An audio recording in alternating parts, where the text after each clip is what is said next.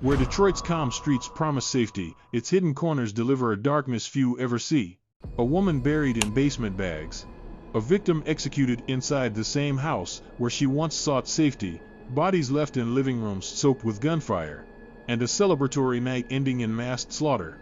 Each scene carved into the city's memory, each killer facing decades behind bars, yet none of it can return the lives already taken.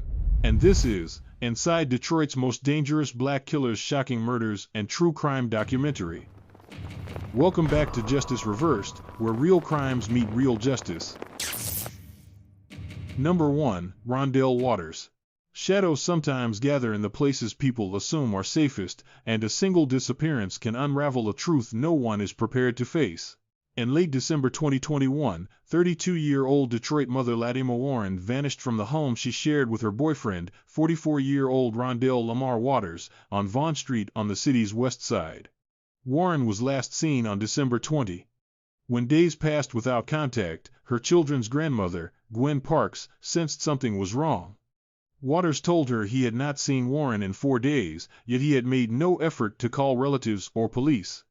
Parks said later, "I knew immediately this wasn't right," and she filed a missing persons report on December 28 while organizing her own search effort and posting flyers across the neighborhood. Nearly 3 weeks later, a community search team discovered bags containing Warren's clothing in the backyard. The finding pushed Parks and community activist Malik Shabazz to look more closely at the property, noticing fresh patches of disturbed earth. Their concerns drew officers back to the home, and a search warrant was approved. On the 17th of January 2022, Detroit Police and Michigan State Police entered the residence. A cadaver dog located a bag in the basement containing human remains later confirmed to be Warren's. Officers arrested Watters at the scene, where the couple's 3-month-old child was also found unharmed. The next day, investigators discovered a second bag of remains upstairs. The Wayne County Medical Examiner determined Warren had been shot and killed before being dismembered and concealed in the home. Detroit Police Chief James White called the discovery beyond tragic, adding, "Our hearts go out to the family and friends of Miss Warren." He commended investigators for their work, noting the pressure the case placed on the department. Watters was arraigned on January 20 and charged with open murder, mutilation of a body, and tampering with evidence. He was held without bond at the Andrew C. Baird Detention Facility. Court records listed scheduled hearings for early February, though available information did not detail any final conviction or sentence. The community mourned Warren as a devoted mother with a sweet soul. Parks launched a fundraiser to cover funeral expenses and a headstone, writing that her soul was at peace, knowing she had fought to bring Warren home. But she also voiced frustration that early police response felt insufficient, believing more urgency might have changed the timeline of discovery. As the case settled into court proceedings, its lessons lingered. Quiet tensions inside homes can carry warning signs that should never be dismissed. When a loved one disappears, immediate reporting and persistent follow-up can determine how quickly investigators mobilize. And when community members notice unusual activity around a residence, freshly disturbed soil, abandoned belongings, or inconsistent stories, it is crucial to alert authorities without delay. Some tragedies leave a mark long after the case files close, reminding us that vigilance often begins long before an investigation does.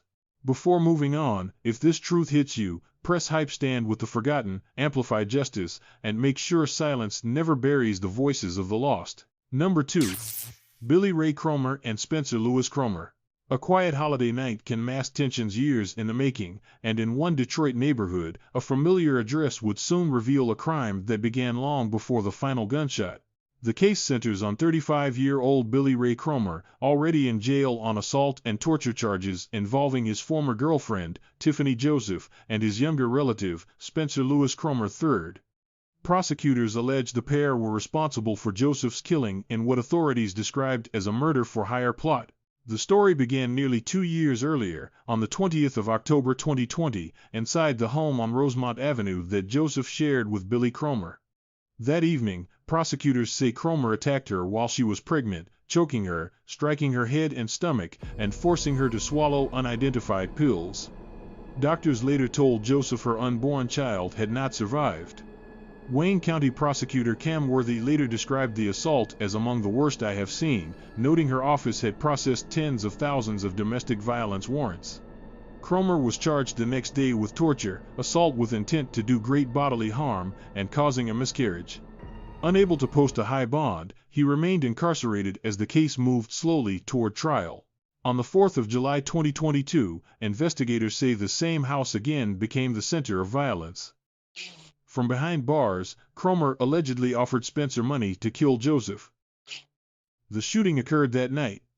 Just after 11 p.m., on July 5, Detroit police responded to the Rosemont address and found Joseph inside with multiple gunshot wounds. EMS pronounced her dead at the scene, the same location where the 2020 assault had unfolded. Detectives quickly linked Spencer to the killing and concluded Billy had orchestrated it from jail. On July 22, both men were formally charged. Billy faced first-degree premeditated murder, while Spencer faced the same charge plus felony firearm. Arraigned in the 36th District Court, both entered not guilty pleas. They were ordered held without bond and returned to custody. Court records listed upcoming hearings in August, but the available information did not include any final verdict or sentence. In court, observers noted Billy appeared expressionless, while Spencer kept his eyes fixed on the table, an image now circulating widely in true crime searches across YouTube and social platforms. Public reaction focused largely on the pattern of violence leading up to the killing. Prosecutor Worthy emphasized the system's responsibility, stating, "Domestic violence is ever present, and it has to be taken much more seriously by society." Neighbors recalled a recent fire at the home but had little more to add, underscoring how much of the danger unfolded behind closed doors. From the tragic arc of this case emerge hard lessons. Recognizing escalating abuse early can prevent later violence. Reporting threats immediately, especially when the aggressor faces pending charges, can speed intervention. And when someone under court supervision maintains influence over others, any unusual contact or requests should be taken seriously and reported. Some crimes echo long after the scene is cleared, reminding us that silence around abuse can become its most dangerous ally. Number 3. Dontae Smith. A quiet Detroit morning can change in an instant when danger moves without warning. The man at the center of this case is Dontae Ramon Smith, a 19-year-old Detroit resident later described by investigators as spiraling through a paranoid schizophrenic episode. Prosecutors said he believed people were trying to kill him and that the world was ending. Over 2.5 hours on the 28th of August 2022, he carried out a random shooting spree across northwest Detroit that left 3 people dead and a 4th man and his dog wounded, halting daily life in an entire community. He reigned in real terror, Prosecutor Cam Worthy said, calling the episode devastatingly senseless. The sequence began at 4:45 a.m. on Wyoming Street, where Smith approached 28-year-old Shane Lewis Lee, shot him, walked away, then returned to fire several more rounds. Lee died in the doorway of a church, and no one called 911. At 5:23 a.m., officers responding to another shooting found an unidentified woman, later listed by prosecutors as Jane Doe, fatally wounded near Margaretta Street. Witnesses saw a slender man walking from the scene. At 6:53 a.m., 43-year-old single mother Laurie Briscoe was killed while waiting for a bus on Livernois. As with the first 2 killings, the suspect left, then returned to shoot again. Minutes later, at 7:08 a.m., Smith shot 76-year-old John Pollock as he walked his dog, Kingston. Both survived, thanks partly to a neighbor who opened fire to stop the attack and another who applied a tourniquet to Pollock's leg. The investigation mobilized Detroit Police, Michigan State Police, the FBI, ATF, and Homeland Security. Shell casings linked all shootings to the same firearm. When police released surveillance images, someone close to Smith recognized him and provided a tip. Pollock later said he was grateful the family stepped up. After a 12-hour manhunt, Smith surrendered at his home on Pembroke Avenue. A 9mm handgun recovered inside matched ballistic evidence from all scenes. Initially charged with multiple counts of first-degree murder, assault with intent to murder, animal cruelty, and felony firearm, Smith later pleaded guilty but mentally ill to second-degree murder, assault with intent to murder, animal killing, torture, and related firearm counts. In February 2025, he was sentenced to 28 to 50 years in the Michigan Department of Corrections. Community reaction focused heavily on trauma and the collapse of mental health support. Palick told the court, "My heart breaks for the families, and it breaks for him too." Myhali, mother of the first victim, said she empathized with Smith and added, "I forgive you." Laurie Briscoe's sister criticized systemic failures, saying accessible care might have prevented the tragedy. The case underscores persistent risks. Staying aware of surroundings during early morning hours, reporting gunfire immediately, and seeking help for loved ones showing acute mental distress can interrupt escalating danger before it reaches public spaces. In the end, the lives lost remind us how fragile safety becomes when warning signs go unanswered. Number 4. Shandon Ray Groom and Timothy Eugene Moore. Near the edge of a quiet Michigan evening, one wrong door led to a crime that would haunt a community for years. In June 2017, 27-year-old musician and sales manager Egypt Covington was found dead inside her Van Buren Township duplex. Her hands were bound with Christmas lights, and a single gunshot to the back of her head ended her life. Investigators later identified the men responsible, cousins Shandon Ray Groom, 30, and Timothy Eugene Moore, 37, both from Toledo, and their associate, 34-year-old Shane Evans. What unfolded was not a targeted killing, but a botched home invasion driven by the misguided pursuit of a large stash of marijuana believed to be inside the neighboring unit. Evans, a maintenance worker familiar with the complex, pointed Groom and Moore toward what he believed was the correct door. Prosecutors revealed that Evans stayed behind while the cousins entered the wrong side of the duplex, Egypt's home. Inside, she was watching a movie when the men confronted her, tied her wrists, and secured her ankles with the holiday lights.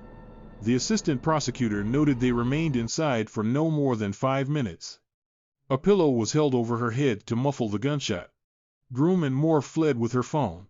Egypt's boyfriend discovered her body the next evening. Her father would later describe what he saw as an execution. Moore texted Evans shortly after the shooting, and Evans responded, "I don't want to know." Despite the brutality of the crime, the investigation initially faltered. Local police focused on an ex-boyfriend, leaving the case stagnant for years. Egypt's family refused to accept silence. They held rallies, marches, and public appeals demanding state intervention. On the third anniversary of the murder, their pressure reached Lansing. In August 2020, the Michigan State Police assumed control, and progress came quickly.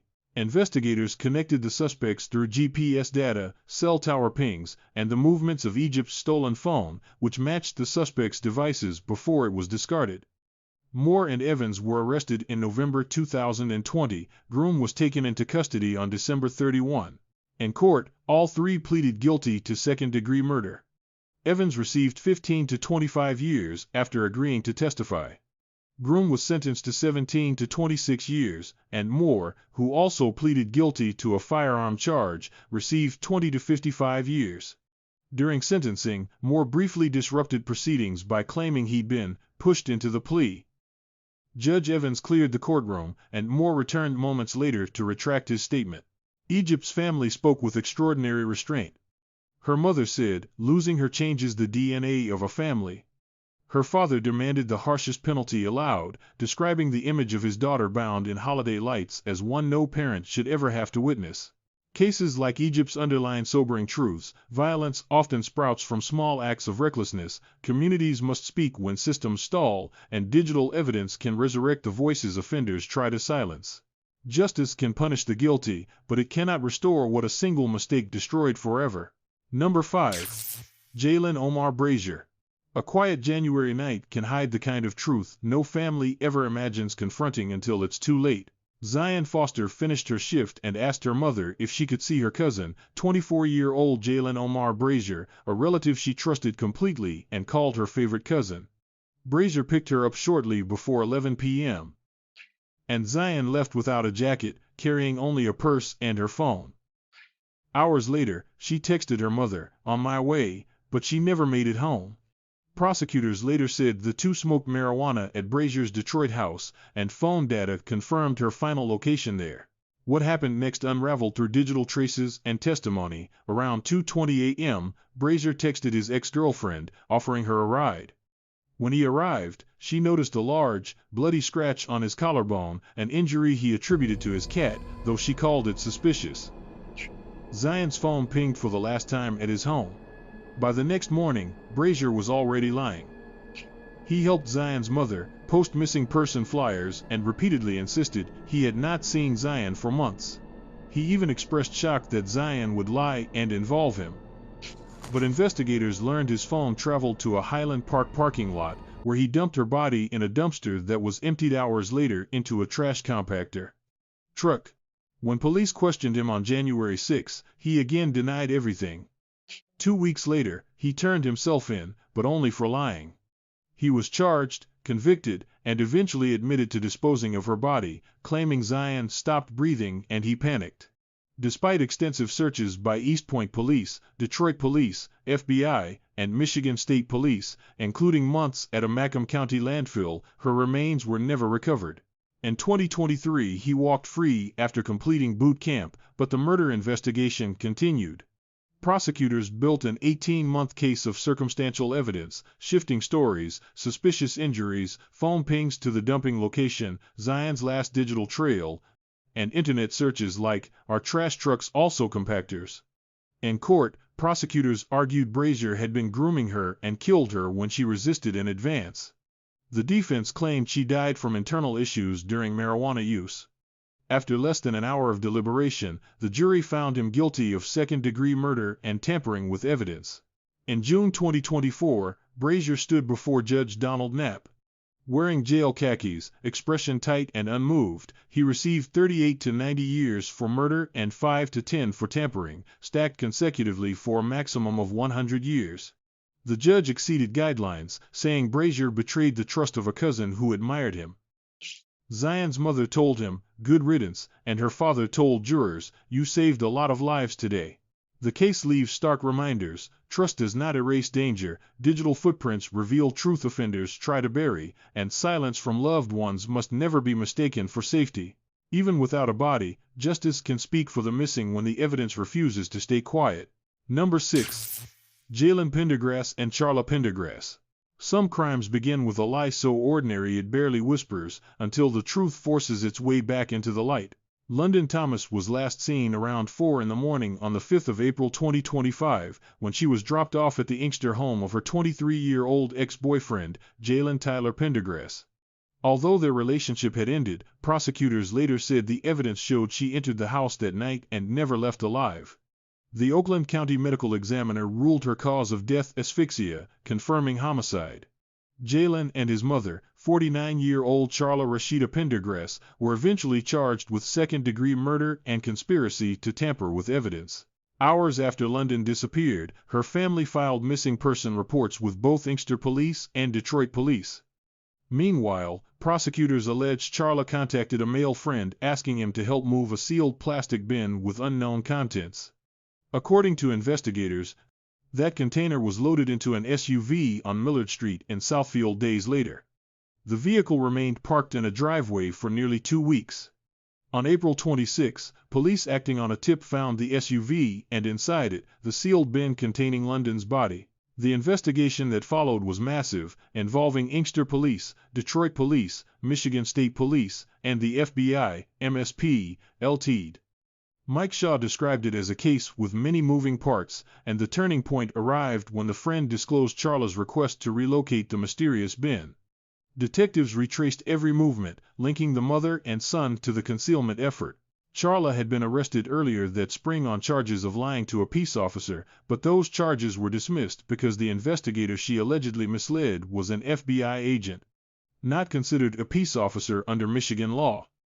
Still, the 6-month investigation ultimately led to October 2025 arrests. Both defendants were charged with second-degree murder and evidence tampering. During their October 17 arraignment, Jalen appeared in court with a blank expression, speaking little as a not guilty plea was entered. His bond was denied due to the severity of the crime and pending charges in an unrelated Oakland County case. Charla stood beside her attorney, hands clasped tightly, listening as prosecutors argued she had engaged in an extended campaign to lie to police. Her bond was set at $5 million cash, with strict release conditions. Outside court, London's family expressed relief that charges had finally been filed. Her father said the process had been an emotional roller coaster, adding, "We knew they were responsible." Her grandmother demanded the maximum penalty, saying it was necessary to keep everybody else's kids safe. Cases like this carry hard lessons. Never assume someone who once shared a relationship remains safe to be around.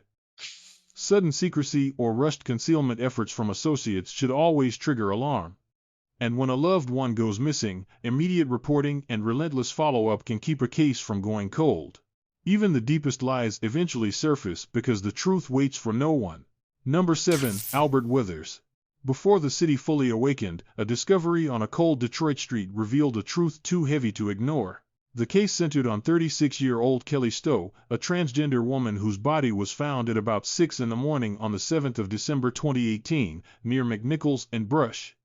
Detectives quickly secured the scene, marking the position of her body, documenting a single gunshot wound, and tracing the path leading away from her.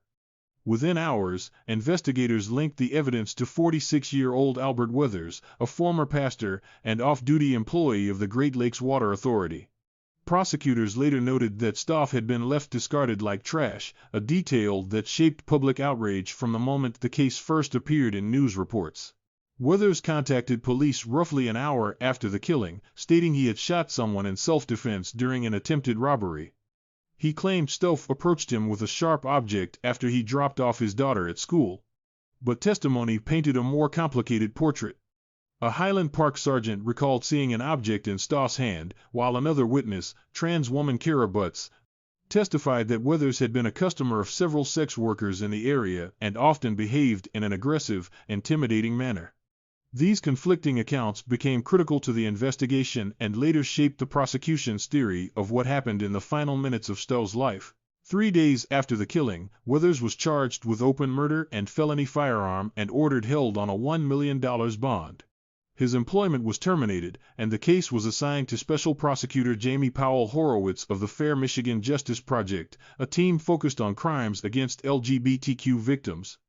Over the next 4 years, investigators reviewed phone data, examined Withers' statements, and relied on FMJP analysts to track inconsistencies. As the evidence solidified, discussions on a possible plea began to emerge. On the 27th of July 2023, Withers pleaded guilty to second-degree murder and felony firearm. During the September 8 sentencing, he stood emotionless before Judge Bridget Hathaway, declining to speak. Assistant Prosecutor Lisa Lindsay, referencing jail calls and the pre-sentence report, stated she did not believe Withers fully grasped the harm he had caused. He received 8 years for the murder and 2 years for the firearm charge, for a maximum of up to 16 years. He was ordered to surrender himself on October 9. Prosecutor Cam Worthy emphasized that the transgender community will be protected in Wayne County, while FMJP President Alana McGuire said the plea brought a long-awaited sense of closure. As with many cases rooted in marginalized communities, the aftermath reminds viewers to stay vigilant, recognize signs of escalating danger, avoid isolated encounters without informing someone you trust, and seek help quickly when situations turn unpredictable. Such lessons, however small, can shift the balance toward safety. And in the quiet that follows a verdict, we're left with the truth that justice cannot undo harm but can insist that a life lost is never ignored. Number 8. Demetris Nelson. Sometimes, danger hides not in dark alleys but in glowing screens, where a single message can turn fatal within hours. In Detroit, 26-year-old Demetris Nelson was accused of using the dating app Grindr to target 2 gay men, prosecutors alleging that he sought them out precisely because of who they were. The victims, 31-year-old Brian Anderson and 26-year-old Malcolm Drake, believed they were meeting a new friend on the 6th of July 2019. Instead, their encounter turned violent. According to investigators, Nelson attempted to rob them, pulling out a gun during the meeting. Anderson was fatally shot, and Drake, critically injured, managed to survive after being rushed to the hospital. Detectives from the Detroit Police Department pieced the sequence together through technology. They examined both victims' phones, recovering message threads, time-stamped logs, and GPS data that placed Nelson at the scene. It was digital forensics that broke the case open. The Grindr chat trail showed Nelson's alias and the final exchanges before the shooting. Within 48 hours, police located him through cell tower triangulation and arrested him on July 8. When Nelson appeared in court on July 12, the gravity of the case became clear. He faced charges of first-degree murder, felony murder, assault with intent to murder, assault with intent to rob while armed, and multiple firearm offenses. Courtroom observers described him as silent and expressionless, his hands folded as the charges were read. The judge denied bond, calling the case severe and premeditated. Special Prosecutor Jamie Powell Horowitz, representing the Fair Michigan Justice Project, took charge of the proceedings, an indication that authorities viewed the shooting as a potential hate crime targeting Detroit's LGBTQ community. Wayne County Prosecutor Cam Worthy stated, "The allegations are that social media contacts were used to target, contact, rob, and fatally shoot one gay man and seriously wound another. To some, this may be seen as just another act of violence, but to me, that is tragic." Fair Michigan President Alana McGuire added that the case underscored how often LGBTQ residents remain targets of hate. Grindr also released a statement describing the crime as deeply disturbing, emphasizing its commitment to improve safety tools and data protection for users. The event sent a ripple through Detroit's LGBTQ community, a reminder that vulnerability often begins where trust is misplaced. Experts noted that cases like this highlight a rising national trend, predators exploiting dating apps to find victims. From the tragedy came hard lessons. Meeting online connections in public spaces remains one of the simplest but most effective safeguards. Avoid sharing personal addresses or live locations until mutual trust is established. And when conversations shift toward secrecy or pressure, treat those red flags as warnings, because digital danger moves faster than instinct. The Demetris Nelson case stands as a cautionary mark in America's digital age, revealing how hate can adapt to new platforms. Connection is easy, but trust, once broken, can cost a life. Number 9. Azuradee France. A quiet Detroit neighborhood became the center of a devastating truth when officers followed their instincts during a welfare check and uncovered what had been hidden for months. The case revolved around 33-year-old Azuradee France, a Detroit mother whose son, Chase Allen, was found decomposing inside an inoperable basement freezer in June 2022. Chase, who was blind, had lived through years of documented neglect and repeated injuries before dying from blunt force head trauma. Investigators later learned that France admitted kicking him in the chest out of frustration because he would not eat, and when she found him unresponsive the next morning, she chose not to call 911 out of fear her other children would be taken away. The timeline of abuse stretched back years. As early as 2018, CPS recorded alarming conditions in France's home, including a rat infestation, malnourished children, and visible injuries. The children were removed but later returned in 2020. Within months, new injuries appeared: burns, black eyes, bruised ribs, vomiting, and signs of chronic malnourishment. France repeatedly admitted to lying to CPS and to striking Chase excessively. By March 2022, prosecutors believed Chase was dead. France placed his body in a bag, directed her 9-year-old child to retrieve it, and stored it in the basement freezer. She told a neighbor he had gone to Alabama. When police arrived in June 2022, Chief James White said something about France's demeanor told officers something was not right. Following their intuition, they searched the home and found the freezer. The remaining 4 children were immediately taken to the hospital and placed under state care. Investigators uncovered a staggering number of missed warnings, at least 6 CPS investigations, 7 rejected complaints, and over a dozen unverified family reports.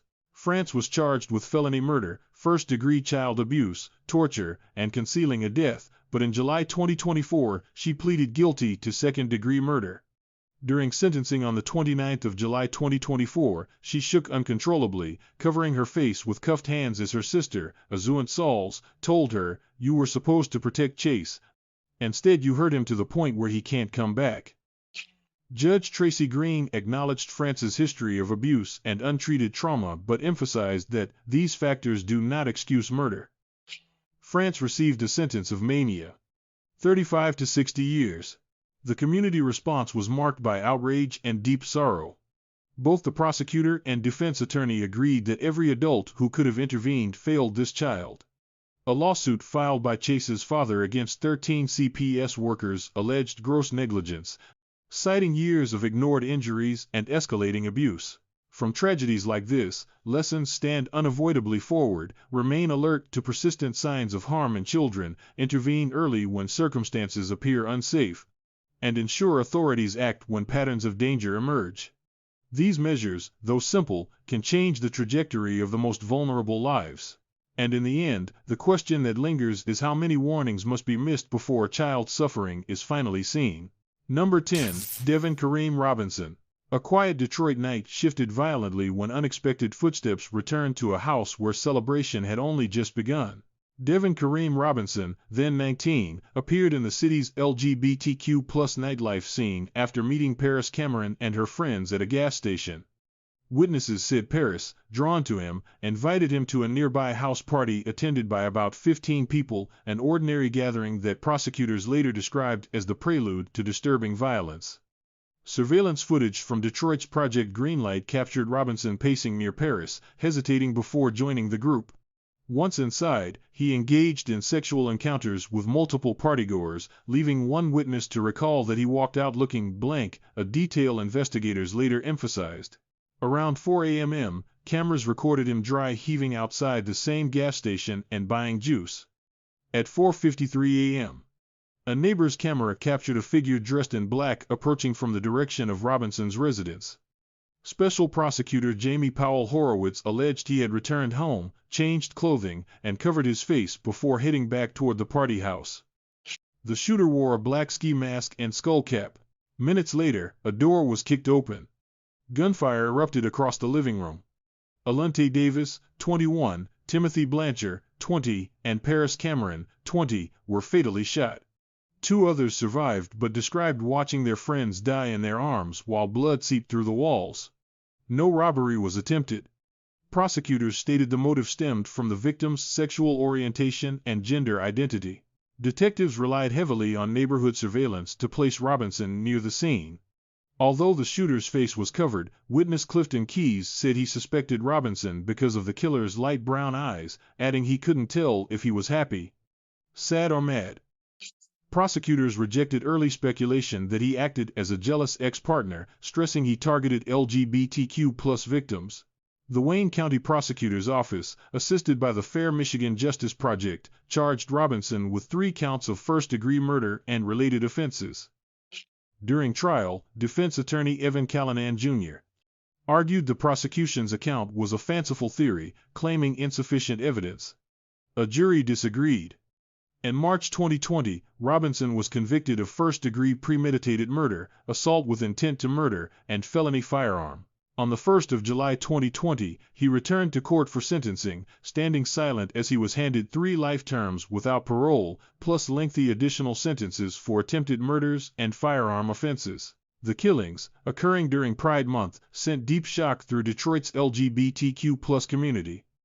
Fair Michigan President Alana McGuire said the case underscored mortal danger faced by LGBTQ+ individuals. Advocacy groups, including the Human Rights Campaign, described the murders as part of an epidemic of hate violence.